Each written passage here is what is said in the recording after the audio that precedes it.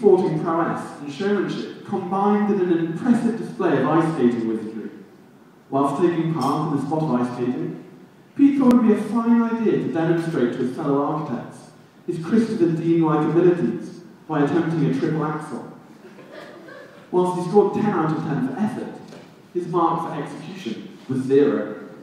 Pete got flat on his face, smashed his nose in, and the evidence can still be seen today. Such is Pete's talent to entertain, that it's rather surprising that he only treaded the boards once during his time at university. Much like Alan Rickman and Daniel Day-Lewis, Pete was very picky in the parts he chose.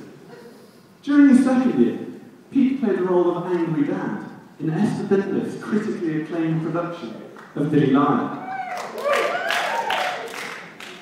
His portrayal of the father figure, Geoffrey, was hailed by Varsity newspaper for his astonishing range of emotions. His acting repertoire took him from disgruntled to angry to irate and back to very disgruntled. Throughout the show's run of 5 months, Pete successfully managed to look constipated for 2 hours a night, all the while pulling off a semi-convincing Yorkshire accent. The penultimate element of Pete's life I'd like to talk about is his love of Judaism. Over the last couple of years, one of the key focuses in Pete's life has been Judaism. During his conversion process, I'd often speak to Pete, and he'd pass on some wisdom to me from Maimonides or Rashi about the Jewish faith. More often than not now, I talk to Pete and he tells me what he ate for Friday night dinner.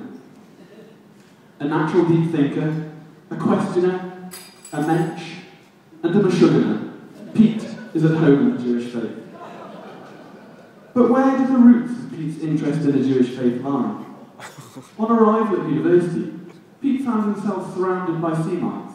Myself, Laura, Dan Sternberg and Jenny Singerman provided a constant source of fascination with our accounts of eventful trips to Cambridge University Jewish Society Friday night dinners and JSOC balls.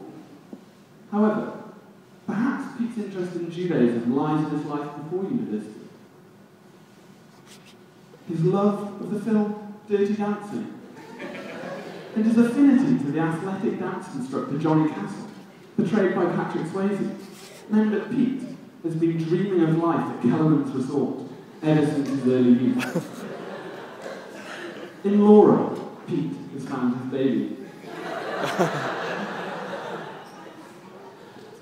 When Pete made the massive commitment of converting to Judaism, he didn't bat an eyelid at the prospect of having to give up bacon and shellfish. I guess it's not really surprising, in light of Pete's rather idiosyncratic eating habits. Pete has been known to spend an improbable amount of time meticulously constructing his favourite sandwich, the LT, an enticing combination of lettuce, tomato and mayonnaise. Pete is also allergic to prawns. Bizarrely, he claims this has something to do with their pink colour. It's also the reason he used to claim he was allergic to salmon. But I don't think you're allergic to salmon anymore, are you, Pete? If anyone was destined for the sacrifice of giving up bacon and prawns, it was Pete. What else is there to say about Pete, other than the most important thing in his life, Laura? Pete and Laura's friendship is based on the most solid foundations of friendship. They've been making each other laugh ever since the start of university. On most days, I'd visit Laura's room to discover Pete annoying Laura and distracting her from her work. Laura also had to keep a well-stocked fruit bowl to keep up with the amount of fruit that Pete ate and dropped when juggling. As we've already heard, this is a pattern which is carried on until the present day. Eventually, Pete and Laura can no longer deny their true feelings for each other, and the rest, they say, is history. This is just the start of their long journey together. But just how did Pete win Laura over?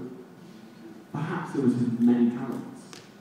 Using his creative genius, he designed theatre posters and hooded jumpers for Laura, for the theatre productions that she produced.